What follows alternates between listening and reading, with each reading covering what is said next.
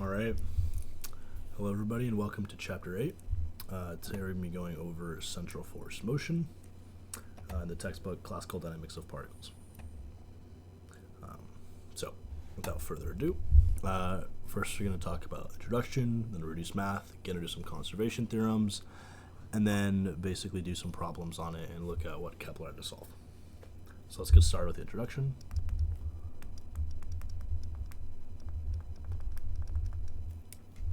Okay, so basically when we have a system whose motion consists of two bodies affected by a force directed along the line connecting the center of the two bodies, in other words, a force directed towards the center, we basically have a central force problem. And this problem is really important when we deal with like stuff in space, like orbiting bodies, or even simpler stuff like a car around a circular racetrack. So this chapter is going to be dedicated to kind of talking about these special kinds of problems. And yeah, so in order to solve these problems, we need to get into a concept called the reduced mass. Reduced mass. So if we want to describe a system consisting of two particles, we have to basically specify 6 quantities. In other words, we have two things, right? And we have some arbitrary origin, and we have two vectors pointing the two, and each of those has 3 quantities, right? X, Y, and Z. Okay. So, on the other hand, we can choose to basically take these 6 quantities and break it into just 3 quantities. If we define, if I call this R1, R2, we can define R as R1 minus R2. And then basically this describes the position of the two particles. So let's look at kind of what this looks like. So these are two methods to kind of describe position of two particles. So here we have R1, R2, and then we have this big R, which just points to the center of mass right there. And then we have this other R vector, which is defined as the difference between R2 and R1. And we can see the same explanation here. These are just different ways of writing the same thing. So if we basically use the center of mass vector, big R, we can kind of simplify our problems and have to deal with less numbers, less variables to carry along. So let's restrict our attention to systems without frictional losses and where the potential energy is a function only of R is equal to R1 minus R2. So we can write the Lagrangian then as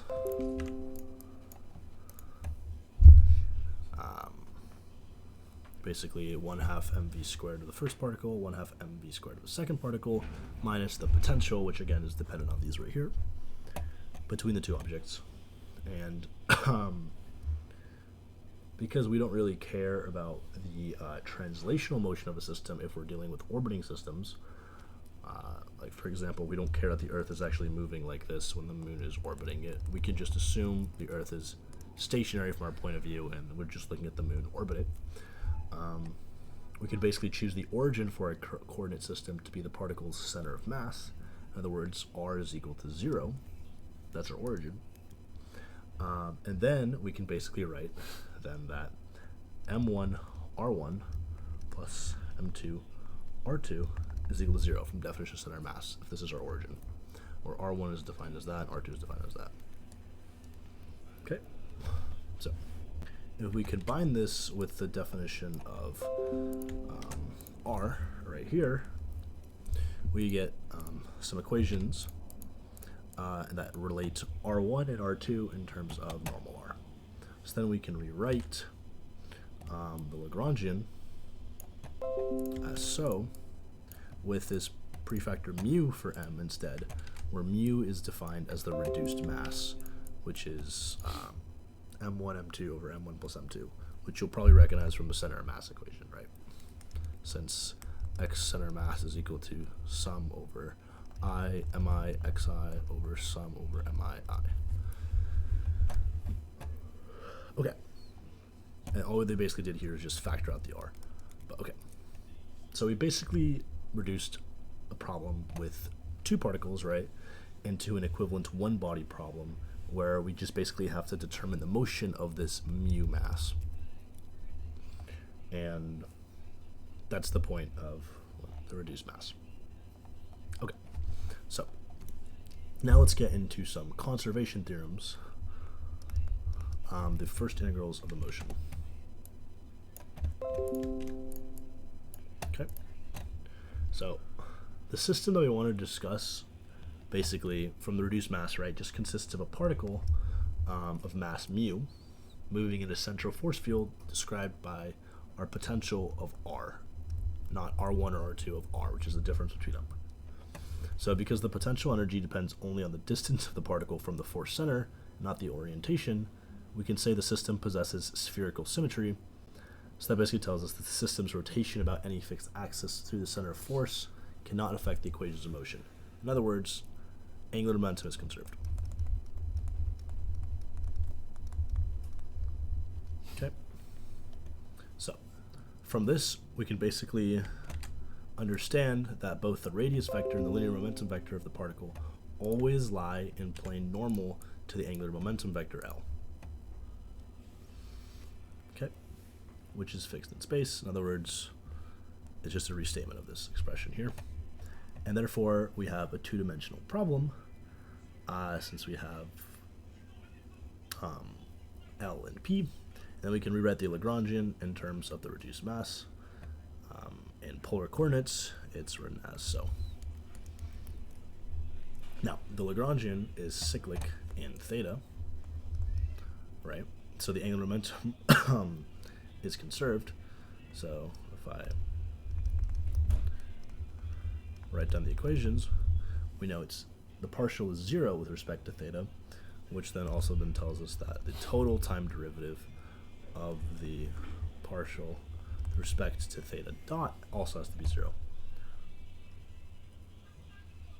Okay, so let's draw a picture and we can kind of understand what we're talking about.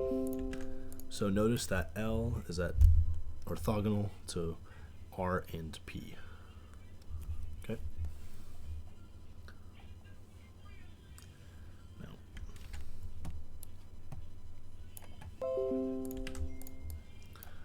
In this diagram here, we have some path of a particle given as r of t.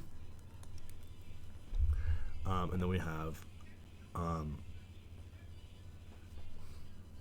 way to basically relate. Let's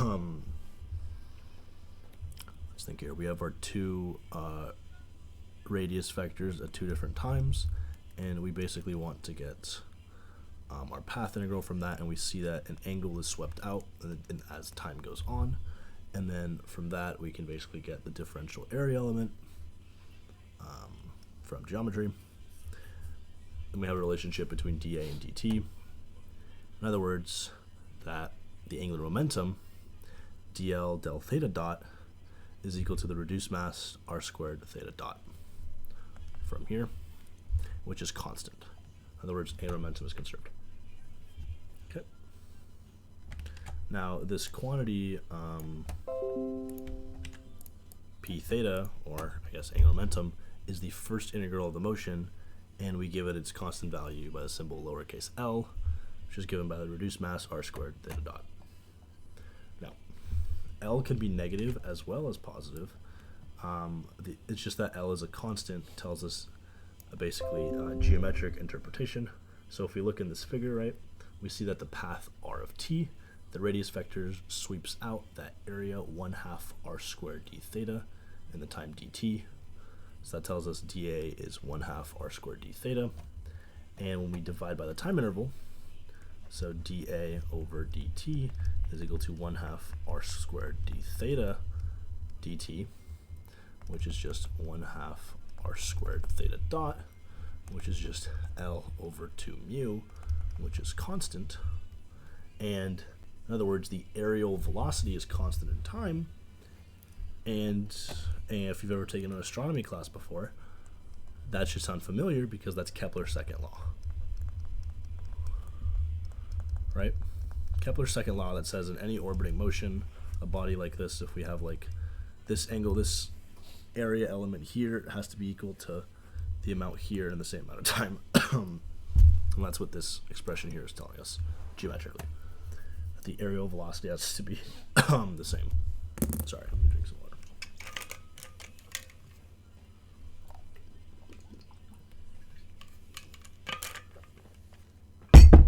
Okay, and since we're dealing with non-dissipative systems, in other words, no friction, we can write that the kinetic energy plus the potential energy is equal to the total energy, which is constant.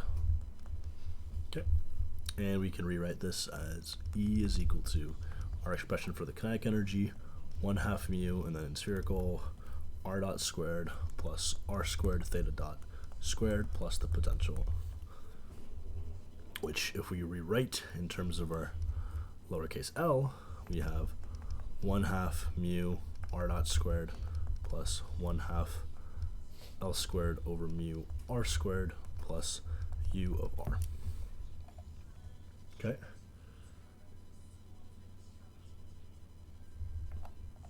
Perfect. Okay. Now let's get into the equations of motion.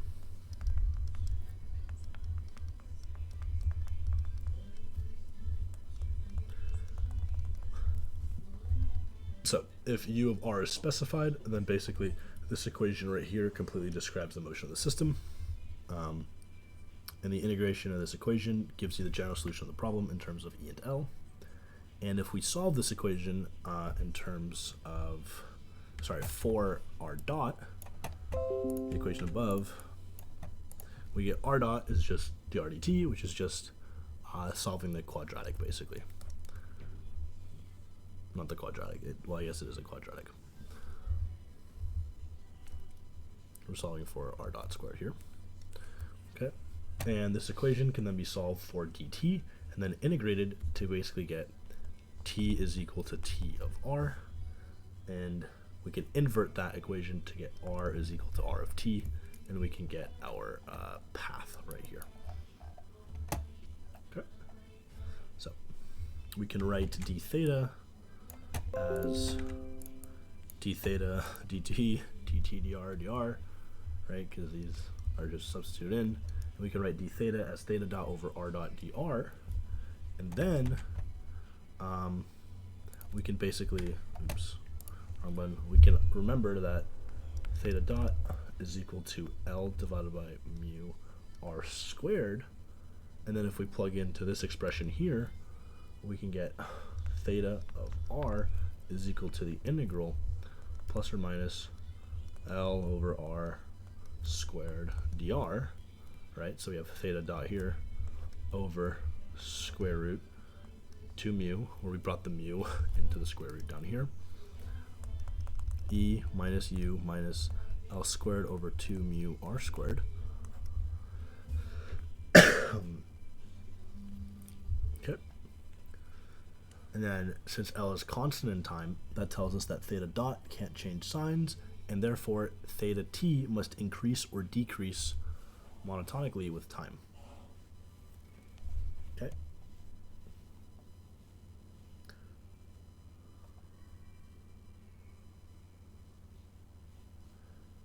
So we've basically figured out a way to write it in terms of theta of r. And now we can also see, well, we basically got the orbit, right, in terms of angle. And now we can also look at this problem by using Lagrange's equation for the coordinate r. So remember, Lagrange's equation is del L del r minus total time derivative of del L del r dot is equal to 0. So plugging in, with the reduced mass, we get mu of r double dot minus r theta dot squared is equal to the negative partial of the potential energy with respect to the radius, or the force. Okay, in other words, F is equal to kind of an M and an A, right? So we can make a simple change of variable, and we can define I hate this notation, u as 1 over r, so not mu, u And then we can get the total time derivative du d theta as negative 1 over r squared dr d theta, which is equal to negative 1 over r squared dr dt dt d theta, putting in dt's there, which is just negative 1 over r squared r dot theta dot. And then remember, again, theta dot is equal to L over mu r squared. So that then tells us that du d theta is equal to negative mu over L r dot, where this is a mu, not a u. Okay. So then we can find the second order derivative, and we get negative mu over L theta dot r double dot. So then we can solve for our two values in our equation of motion right here. In terms of u, we get these expressions, and then we can basically transform the equations of motion so that the second derivative of u with respect to theta, add a u to it. We're basically just plugging these equations into this equation right here. And then instead of f of r, we have f of 1 over u. And then we can rewrite this by retransforming it back to r as so. And this is very useful because it lets us find r of r. Oh, let's just find r, which is equal to r of theta. So now we've basically completed the inverse transformation of theta is equal to theta of r. Do that little u substitution. Okay, let's look at an example now. So I'll just screenshot the whole example and go over it. So we want to find the force law for a central force field that allows a particle to move in a logarithmic spiral orbit, given by r is equal to ke to the alpha theta, where k and alpha are just some constants. So we can use equation 8.21. 8.21 is the equation right above us, right here, to determine the force law, f of r. So dd theta 1 over r is equal to dd theta of, we plug in our force, right? Our value for r, e to the negative alpha theta over k, and taking the derivative, we get this, and then we take the derivative again, and we're left with alpha squared over r. So now we can get f of r, because f of r is equal to, in terms of L, this expression here, and then we find that we get basically f of r is proportional to 1 over r cubed. Okay. Okay, let's look at one more problem. So let's determine r of t and theta t for the problem in example 8.1.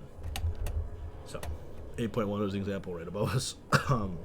So we want to determine r of t and theta t. So from equation 8.10, 8.10 was L is equal to mu r squared theta dot. Well, L is actually defined as that. We can basically solve for theta dot and then plug in our value for r right here, and then we can rearrange this, and we get this expression here, since remember this is just d theta dt. Okay, and then we can integrate, and if we integrate this, we have e to the 2 alpha theta over 2 alpha is equal to L t over mu k squared plus some constant c. I guess we'll call it c prime, and then we can move the 2 alpha to the other side. I'll just screenshot the work actually because it's easier than me just writing. Okay, so we move the 2 alpha to the other side, and we rename c is equal to 2 alpha c prime. And now we can solve for a theta of t by basically ln'ing both sides, and we can solve for theta of t as so.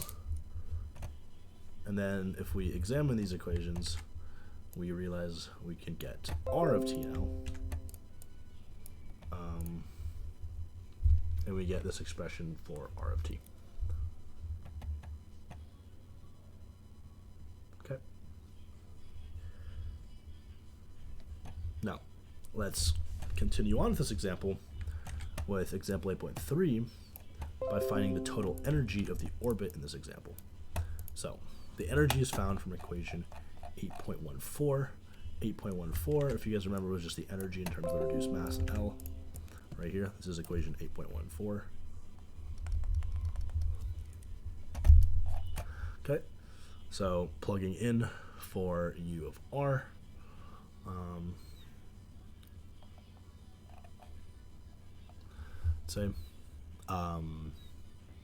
we plug in our values for the force, and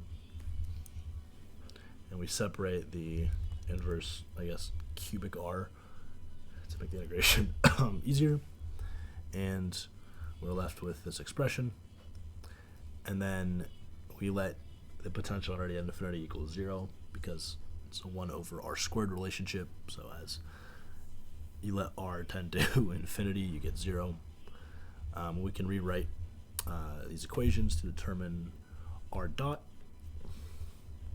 and we get r dot is equal to alpha L over mu r, and then we can substitute these two equations into this equation right here, since we have r dot now, right, and we have u of r.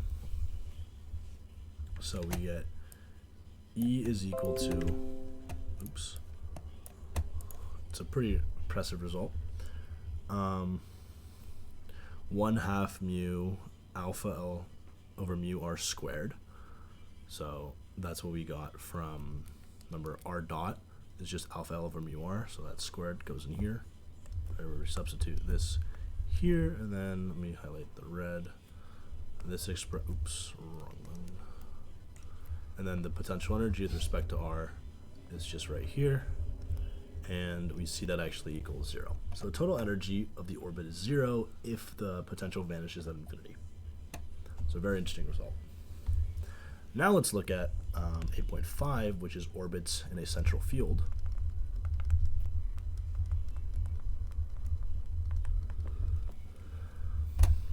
So the radial velocity of a particle moving in a central field is given by equation 8.15, where 8.15 was, I'll just screenshot it actually. Okay, that's the radial velocity in a central field.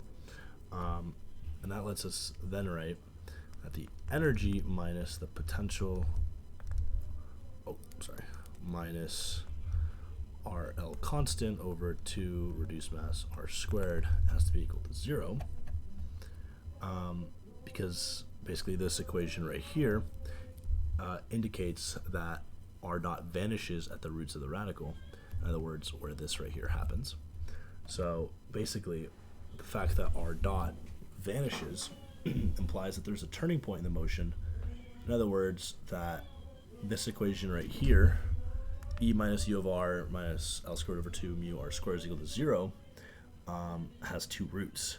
In other words, we have some r max and some r min, which, as we know about orbiting planets and stuff, we know that at one point the Earth is the farthest it's going to be for its cycle from the sun, and at one point it's the closest, right?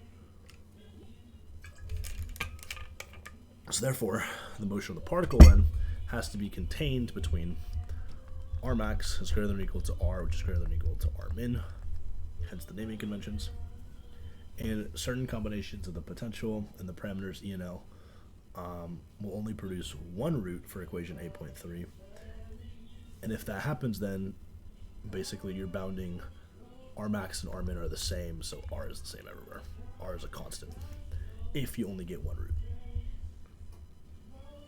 So if the motion of the particle and the potential u of r is periodic, then the orbit is closed. That is, after a finite number of excursions between r max and r min, the motion repeats itself, which is what we call closed. But if the orbit does not close, then after then it's considered open, basically. So we can compute the change in the angle theta that results from transitioning from R min to R max and back to R min in one complete transit. And because the motion is symmetric in time, the angular change is twice that, which will result in the passage from R max to R min. Thus, we can kind of shorthand the change in angle, since it's symmetric, by putting in a 2. And we just plug in our original expression from before. Where was it?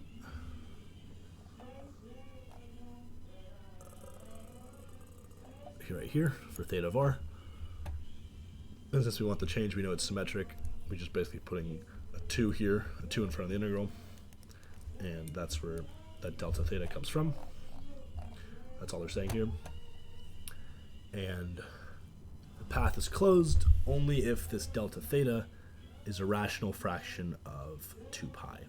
In other words, if delta theta, is equal to 2 pi times a over b, where a and b are integers, then under these conditions, after b periods, the radius vector of the particle will make a revolutions. Okay.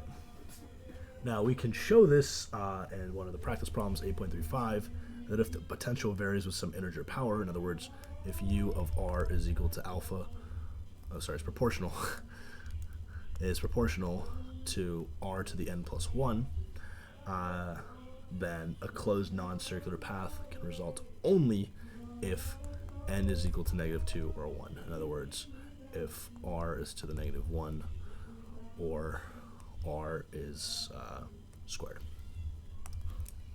Okay. R -1 is the inverse square force law. Like we know, F is equal to k QQ over r squared, right? And we know that's symmetric, or the gravitational force, right? GMM over r squared. And the N1 case corresponds to the harmonic oscillator potential, right? Where we have like F is equal to -kx, and then U is equal to 1/2 kx squared, something like that. Okay. And there's an exercise to show that this only happens if the if n is equal to -2 or 1. Okay. So now let's look at centrifugal energy and the effective potential.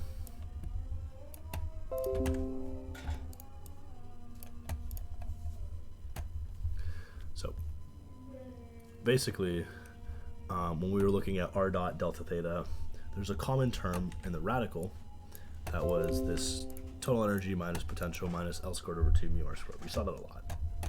And the last term in this radical, this right here, can also be written as 1/2 mu r squared theta dot squared, from our definition of theta dot, or from our definition of L, actually. And we can interpret this quantity as some potential energy. So let's call that potential energy UC is defined as this right here, so L squared over 2 mu r squared. And then therefore we can find some kind of force that's related to this, Fc. And you'll see why we're calling it Fc is just remember the partial, which is just L squared over, 2 goes away, mu r cubed, which is equal to mu r theta dot squared.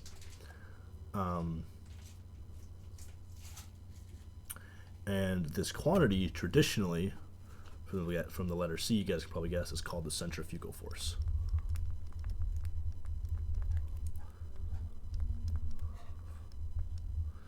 Now, you might have heard your physics professors talking about how the centrifugal force is not a real force. It's unfortunate that we've kind of gotten stuck with this terminology, so we're going to keep calling it that, but just know it's not a real force. So therefore, we can basically talk about this L squared over 2 mu r squared as some centrifugal potential energy, and therefore we can include it with U of r to get an effective potential energy. So let's define V of r as the effective potential energy, and that's defined as the potential energy plus this L squared over 2 mu r squared, the centrifugal potential. Now, V of r is a fictitious potential because it combines the real potential function with a term associated with the angular motion about the center of force. So for this case of the inverse square law of central force motion, we can say F of r, remember, negative k over r squared, basically anything like Coulomb or gravitational, and then our potential, U of r, is equal to negative F of r dr, which is just negative k over r, where k again is just some arbitrary constant relating to either the gravitational, electrostatic, whatever. And therefore, we can write our effective potential as just negative k over r plus our centrifugal potential 2 mu r squared. And remember, the value of the potential is taken to be 0 at r is equal to infinity. Again, we see the relationship of the inverse over r. So if you put r to infinity, you get 0. And now we can kind of look as how the total energy versus potential, effective potential changes. So let's look at some graphs. So here we have our centrifugal potential, right? And here we have our force.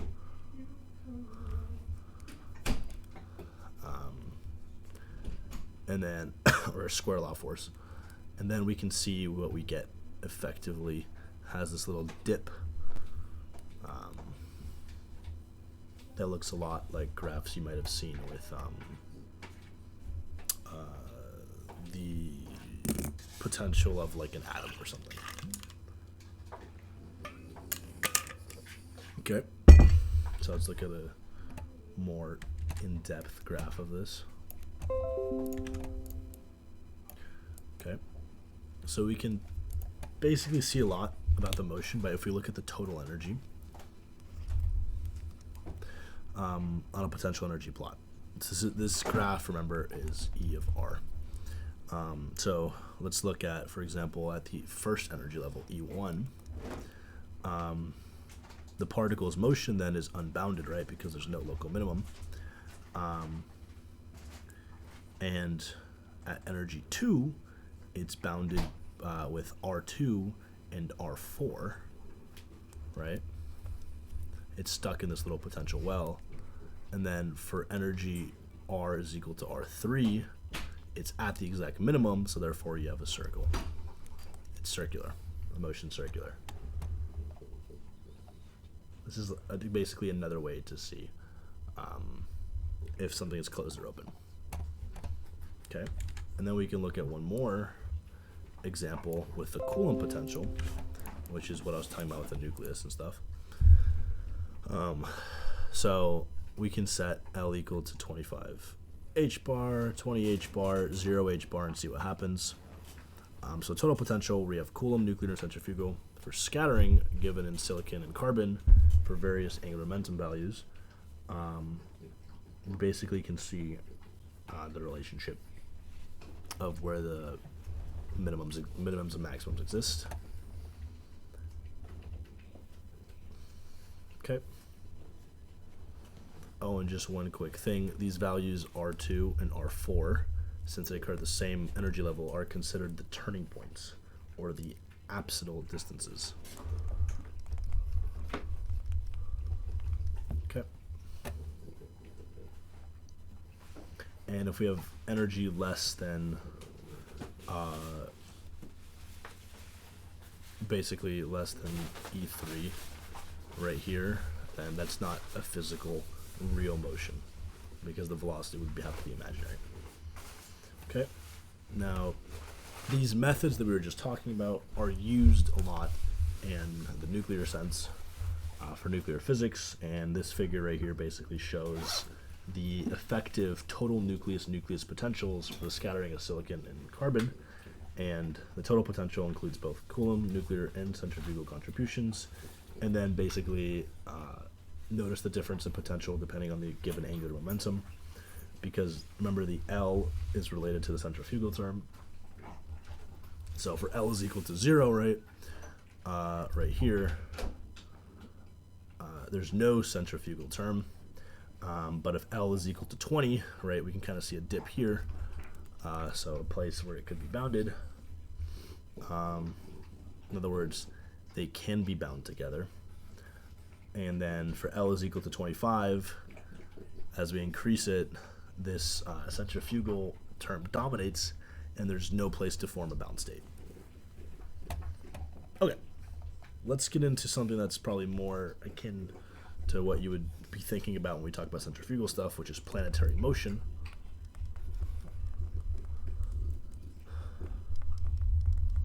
Or Kepler's problem. Kepler was a really smart dude. He was the first person to accurately describe the movement of celestial bodies. So let's grab our equation for theta of r, right? The angle with respect to the distance away, and we're using a square law, inverse square law for the force, and we can basically evaluate this integral if we change u, if we define a u substitution as L over R, you can put that in there, and so forth, and then you can put in an integral calculator if you want, and let's define basically the minimum value of r to be at theta is equal to 0. So theta of 0 equals r min. Then we can find that cosine theta is equal to this expression here, and we can define some constants. Let's let alpha be L squared over mu k right here, and then epsilon be this expression here. So then we have alpha over r minus 1 divided by epsilon is equal to cosine theta, or alpha over r is equal to 1 plus epsilon cosine theta, where epsilon, you might have heard of this in astronomy or astrophysics, epsilon is equal to or is defined as the eccentricity. So if you know your, what's it called? Ovals, you've heard about eccentricity. And 2 alpha is defined as the lattice rectum of the orbit.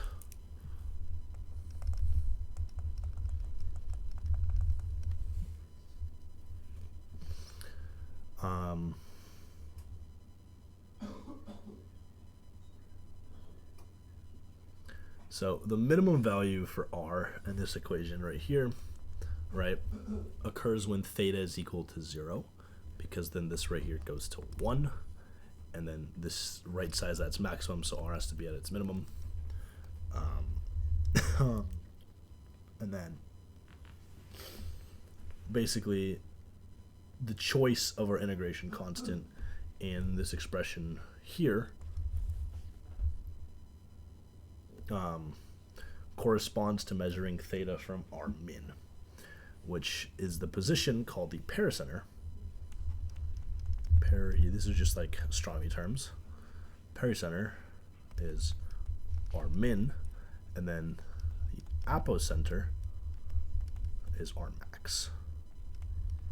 And then the general term for these kind of turning points is the apsides. Now, you might have heard of, instead of these words, perihelion and aphelion, and that basically is just relating it to Earth and the Sun, helio. Well, for the Sun, it's perihelion and aphelion, and for Earth, it's perigee, apogee. But okay, let's look at what happens with different eccentricities and what kind of motions you get. So if you remember from, oh, did I say ovals? I meant ellipses. Jesus, sorry about that. For ellipses, so elliptical orbits, which is what like our planets are, we always have an eccentricity from 0 to 1, where 0, if you get 0, you just have the special case of an ellipse, a circle. And then if we go bigger than that, it's not exactly 1, you get a parabola. And then at greater than 1, you get a hyperbola. Okay. And I guess this is just a table. So when you have a circle, right, your total energy is just equal to the minimum fictitious potential energy, or effective potential. The ellipse tells you that your total energy is a bit greater than that. And then if it's at a parabola, your total energy is 0, which we saw earlier. And then if it's at a hyperbola, it's greater than 0. So for planetary motion, the orbits are ellipses with major and minor axes equal to 2a and 2b. If you remember how ellipses work, you have, I think, A, and I think that's B. I don't remember which is major. Nope, A is major, sorry. A is major, B is minor. So then the total distance, right, is 2a, and that's 2b, right, because we have 2a and then we have 2b. And then you can define these in terms of alpha and the eccentricities as shown. And we see that the major axis depends only on the energy of the particle, whereas the minor axis, right, is a function of both the first integrals of the motion, in other words, E and L. So the geometry of elliptical orbits in terms of the parameters alpha, epsilon, A, and B are shown in this figure right here. So you can kind of see what we're dealing with. Okay, then we see, again, B, kind of how I try to draw up here. We see A is the longer axis, and we see how the eccentricity plays out, and we see our value for alpha. And then remember, these points right here are the foci. So from here, right, we could get our min and our max in terms of alpha and epsilon. And if we want to find the period of the elliptical motion, remember we had dA, this is equation 8.12, I think, is equal to L over 2 mu dt, I think. So we can rewrite this as dt is equal to 2 mu over L dA. And remember, A, or I guess the entire area of the ellipse, right? So we have some ellipse. The entire area is swept out in one period tau. So then if we integrate from 0 to tau dt, we can just immediately integrate the area element 0 to A of dA. Jesus, sorry about that. And then we just get tau is equal to 2 mu over LA. And remember, for an ellipse, A is equal to pi AB instead of pi r squared, right? For a circle, it's A times B. And if we use our expressions from over here, or over here for A and B, we can basically rewrite tau in a nicer way in terms of the energy and the reduced mass, and we get this expression here after a bit of algebraic manipulation. Okay. Now, we also know from these equations, not these equations, sorry, these equations right here, that we can basically write, we can relate B and A, right, by the square root of alpha through this like relationship, since we have, I pass it again, Jesus, yeah, so we have two equations right here, A and B, and they're in terms of alpha. You can basically write A in terms of the other, okay, since they have kind of like a square relationship, right, since, where is it? Since if I square A, right, then, or sorry, if I square B, then I have the same relationship with E on the bottom. It's like A is proportional to B squared. And it's proportional by the factor alpha, like so.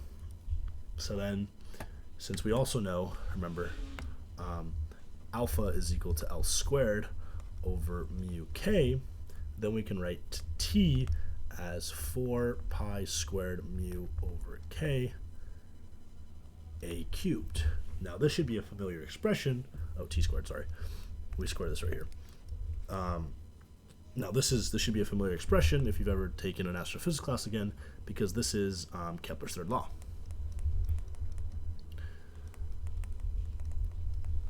All right, since if you remember that it always says the period squared is proportional to the cube of the semi-major axis. Okay. Now, if we note that this result is concerned with the equivalent one-body problem, because we're talking again in terms of mu, right? But Kepler actually concluded the squares of the periods of the planets were proportional to the cubes of the major axes, with the same proportionally constant for all planets. In other words, Kepler was a little wrong because the reduced mass is different for each planet. And that's because the gravitational force, remember, is gmm over r squared. We'll just define that as just negative k over r squared. So if we basically plug that into this expression here, all right, where k is, remember, gm1 over m2, we get this expression here. But notice we had to make an approximation saying, like, for example, this is the Earth, this is the Sun.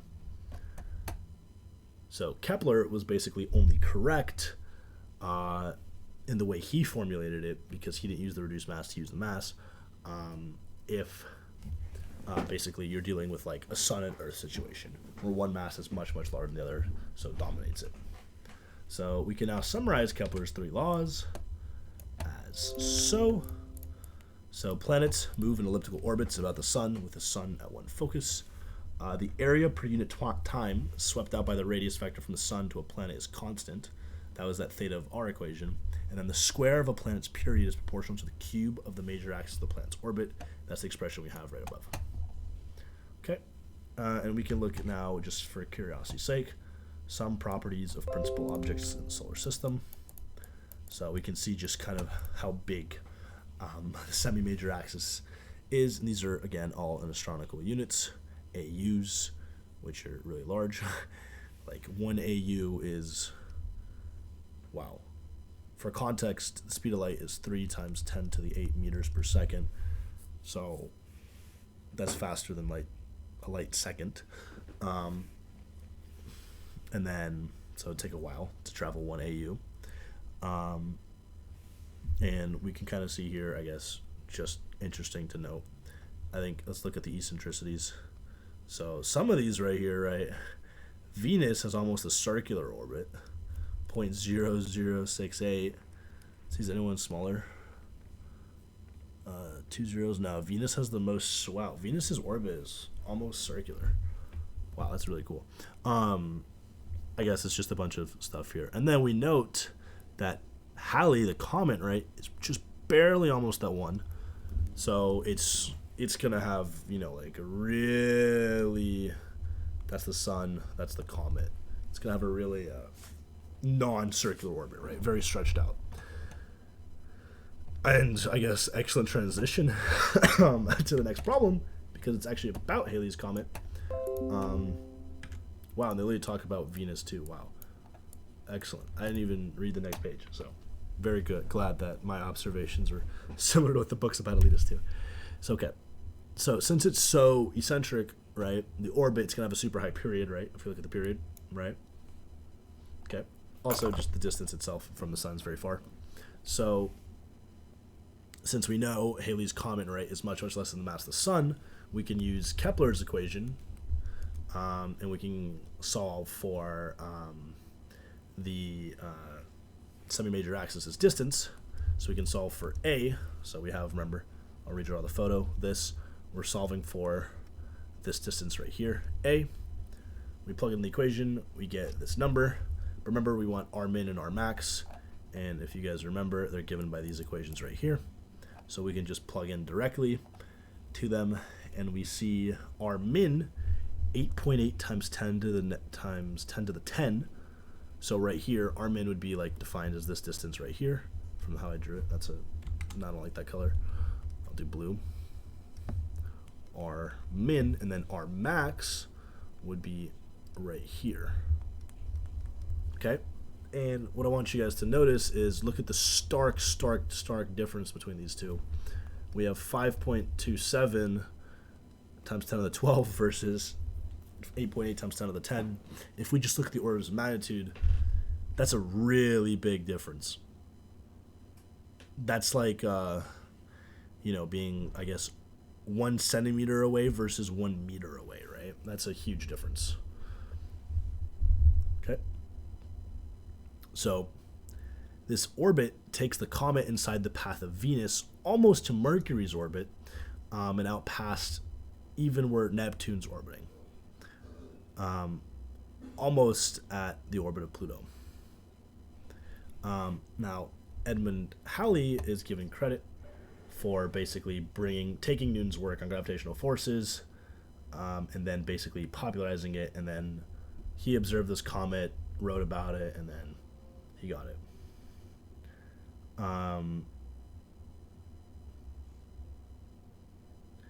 Basically what happened was, actually very interestingly so, was that Halley was very alive at the same time as Newton and was talking in contact with him and wanted to know what paths the planets must follow. Newton was like an ellipse, of course, and it turns out Newton was very, secretive, hadn't published his results. Same story like with calculus, right, where he didn't publish it for a while, then Leibniz did, and he's like, no, I actually solved it first. But basically, Halley was the first guy to predict the next occurrence of this comet, and using basically the math that Newton and Kepler had developed. Okay, that's enough, I guess, aside for history-ish. Let's get into 8.8, the orbital dynamics. Okay. So basically, what the first line basically tells you is, probably as you expect, this central force motion is probably the most useful where? In space, right? Because we see a lot of it there because of gravity, because gravity is a very weak force. It only works with very large bodies, or we can only examine stuff with very large bodies. So now we're going to be looking into the dynamics of orbital motion. So let's examine two simple aspects: a proposed trip to Mars and flybys past comets and planets. So we can orbits can be changed by either single or multiple thrusts of rocket engines, and the simplest maneuver is a single thrust applied on the orbital plane that does not change the direction of the angular momentum, but does change the eccentricity and energy simultaneously. Now, the most economical method of interplanetary transfer consists of going in a circular heliocentric orbit to another orbit in the same plane. So, Earth and Mars represent such a system reasonably well, and a Hohmann transfer represents the path of minimum total energy expenditure. So let's look at this diagram so we can kind of see what all those words mean. So we have Earth, we have Mars, and then this path right here is the minimum energy expenditure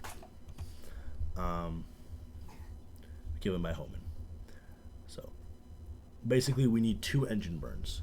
The first burn basically takes us out from Earth's circular orbit into an orbit that intersects with Mars, and the second burn basically brings us back to Earth. So we can calculate the velocity changes needed for the Hohmann transfer by calculating the velocity of the spacecraft moving in the orbit of the Earth around the Sun, and then the velocity needed to kick it into elliptical transfer orbit that can reach Mars orbit. So we're calculating this like V1 that we need to basically get us into Mars's orbit. Okay, so for circles and ellipses, we have that E is equal to negative K over 2A, and for a circular path around the Sun, this becomes E is equal to negative K over 2R1, which is just 1/2 mv1 squared minus K over R1. Okay. And again, remember, E, since we're not dealing with friction or anything, is equal to T plus U. So we can solve for V1, and we get V1 is equal to square root K over MR1. And we can denote the semi-major axis of the transfer ellipse by A of T. So we have 2 AT is equal to R1 plus R2, right? R1, R2, or I guess R2, R1, and then we have our little ellipse here, okay? So then we can get the energy for the transfer, which is negative K over R1 plus R2. Remember, negative K over 2A. And that's just 1/2 mv1, sorry, v1t squared minus K over R1, where v1t is the perihelion transfer speed, and the direction is right like so. So then we can solve for v1t as square root 2k over mr1 r2 over r1 plus r2 from this equation right here. And then we just need the speed transfer, so delta v1 is just v1t minus v1. And then the same math holds for delta v2, which is just v2 minus v2t. It's just backwards, right? Because now we're going from here to here, right? Okay, so we can solve for v2 as square root k over mr2 with the same math as we had for v1, right? And then we can get v2t is equal to, again, square root, literally just, I'm just substituting in the variables, mr2, r1 plus r2. Notice it's the exact mirror copy of this. I literally just did an indice swap between 1 and 2 because the math is identical, it's symmetric. So then the total speed increment that can be calculated is basically delta v is equal to delta v1 plus delta v2, and the total time required to make the transfer is a half period of the transfer orbit. So t is equal to tau t over 2, which is equal to pi square root m over k. This is outside the a, t to the 3/2. If you guys remember, it was 2 pi for tau. We just got rid of that because it's over 2. And then this right here is the basically transfer semi-major axis, and we have our answer. Right, because we were asked to solve for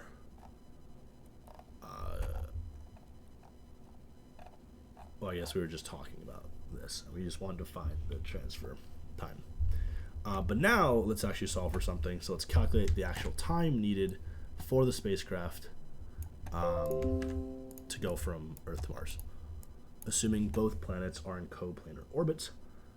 So basically, we have this expression right here. This is 8.58, and we just need to insert the appropriate constants. So I won't bore you guys with, putting it in my calculator and wasting time, since they did it for us. But let's just kind of see how long it takes. So for the minimum energy, it takes a total of 259 days, just by plugging in the values in this expression here. Okay. And we can also get the heliocentric speed needed for the transfer using the earlier equation for VT1 and V1. And we see that's pretty fast. Okay.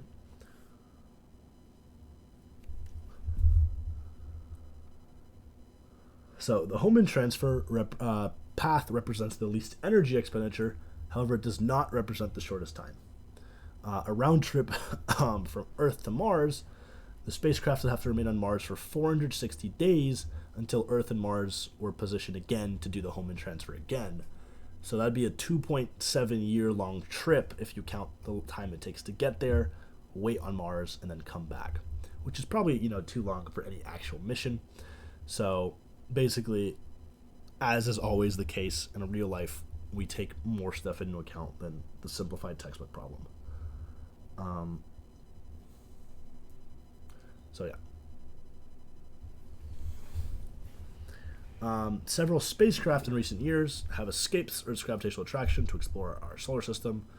I'm blanking on the name of the most famous one. I can't remember if it's called the Voyager or whatever, the one that's really far away in our solar system. But basically, an interplanetary transfer can be divided into 3 segments. 1, the escape from Earth. 2, a heliocentric transfer to wherever you want to go. And 3, an encounter with another body, getting into like the orbit of a different planet or something, or a comet. And the spacecraft fuel for these missions are usually enormous, but what we can do is we can design stuff to steal energy from other solar system bodies. In other words, we can just use their gravitational pull to kind of slingshot our way through. Okay, and let's look at kind of an example of a slingshot. Okay, so we have round trips from Earth to Mars. So the Hohmann we kind of already looked at. That's A, right? B is a much shorter mission, but we need to use a lot more fuel because we orbit closer to the sun. And then we can basically improve that if we start to include Venus into our mission and then use a gravity assist during the flyby, and we can kind of see the difference between that. Here. That's step 4, right? We're close to Venus, we get really close, slingshot off of it, and then we get there faster. Okay.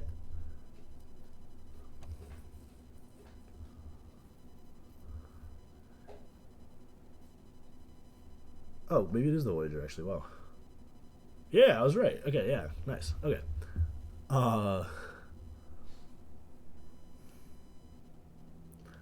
Voyagers are great examples of slingshot stuff. Okay. The rest kind of this chapter just details history about spacecraft and stuff, which I don't know if I need to focus on. Let me see. I guess just for interest's sake, just so we can kind of see that it gets confusing kind of fast. Yeah, I guess this part of the chapter is optional. Or no, the next part's optional, sorry. But so yeah, I'll probably end the video soon. But we can kind of see how the Voyager was launched, passed by Jupiter, Saturn, Uranus, and it used a bunch of gravitational assists, so we don't have to burn basically a lot of fuel that we couldn't otherwise have stored. And we can see another example along the Moon and Earth. Okay. There's one more part, I think, in this chapter, Obsidial angles and Procession. It's optional, though, so I will not be going over it, unfortunately. There's 2 more parts, actually, and the stability of circular orbits, but won't be going over that. So I guess, yeah, without further ado, I guess that's it for Chapter 8. Hope you guys enjoyed it, and stay tuned, because I'll be doing Chapter 9, I think, relatively soon, since my class is actually ending soon, and I need to, catch up on the chapters I missed. Alright, see you guys.